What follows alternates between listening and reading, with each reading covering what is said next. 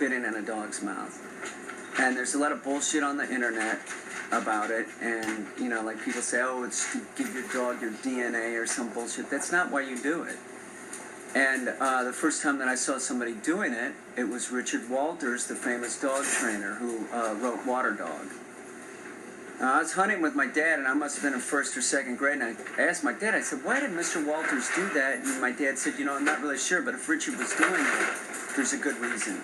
And then my dad talked to Richard Walters later, and I was standing right there, and this is essentially what Richard Walters said. He said, when you do this, it has a calming effect on the dog because the mother dog, when she feeds the puppies, she regurgitates, right? So you're putting that dog back into the puppy state, and you're looking like a dominant creature to the dog.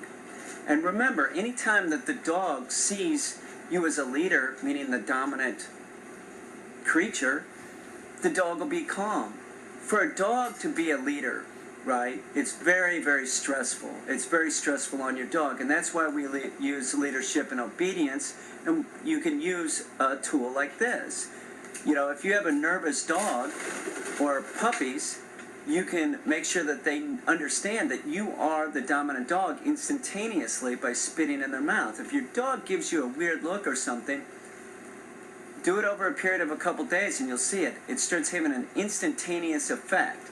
Now, my dog Mango, the Chihuahua that I go goose hunting with, when I first got him, he was afraid of all kinds of sounds. So I would ride with him in my car on the passenger seat, and anytime I saw him freaked out, I'd pull over and I'd spit in his mouth.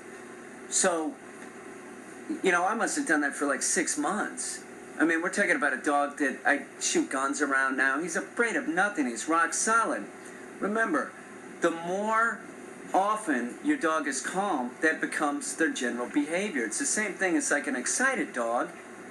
The more excited the dog is, the more that becomes their behavior. So you don't want that. So if you have a nervous dog, try spitting in their mouth and do it over a long period of time.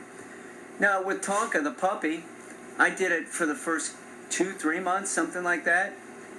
And it's the same thing. You want the dog to see you as the dominant creature. You don't want the dog, you don't do things like putting the dog on your chest and stuff like that. Do the opposite. Now, spitting in its mouth, 1, it costs nothing. 2, it's not going to hurt the dog, so it's worth giving it a try. And I guarantee you it works. Really, give it a try. I've gotten to the point where I'll do it in front of people. And if anybody asks me, I explain it to them why I'm doing it. So, really, it is one of those things that, like, if you want a good dog, you got a puppy, spit in their mouth. If you're working with your dog and you're trying to teach it force hold or something and you have it up on a table, that's when I use it with an adult dog. When I have a nervous dog on a table, I spit in their mouth and it instantly makes them calm, and that way we can start working. If the dog's all freaked out, no good. You can't train the dog when it's all freaked out, so I spit in its mouth. So that's why trainers do it. We want the dog calm, so we spit in their mouth.